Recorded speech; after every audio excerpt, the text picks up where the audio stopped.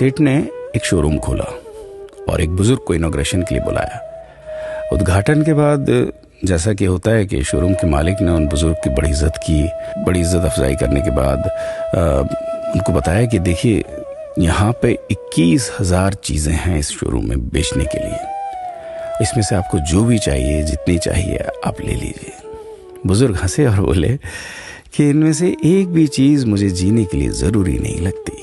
मुझे तो इस बात का ताज्जुब होता है, आश्चर्य होता है कि इंसान इन सभी गैर ज़रूरी चीज़ों का इस्तेमाल करता कहाँ है। अब देखिए, एयर फ्रेशनर के बिना किसकी सांस रुक गई? फेस वॉश का इस्तेमाल नहीं किया तो कौन काला हो गया? होम थिएटर लाकर कितने लोग कलाकार बन गए?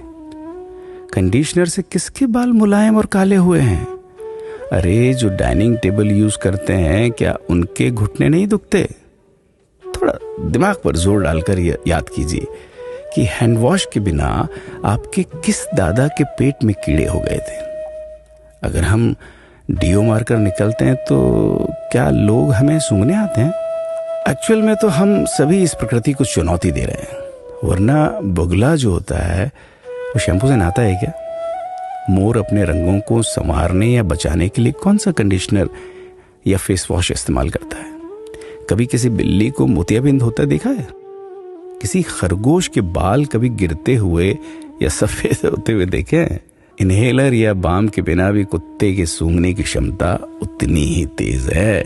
मधुमक्खी का शुगर लेवल बिना दवाई के भी कंट्रोल में ही है। अलार्म के बिना भी मुर्गा रोज उठकर बांग देता है। दरअसल इंसान पैसा खर्च करके दुखी होने की चीजें खुद ही खरीदता रहता है। नेट बंद तो दुखी, लाइट जाए तो दुखी, मोबाइल का चार्जर खराब तो दुखी, केबल टीवी कट जाए तो दुखी, मच्छर मारने की दवाई ना मिले तो दुखी, महिलाओं को मेकअप ना मिले तो दुखी, मैचिंग कपड़े नहीं मिले तो दुखी।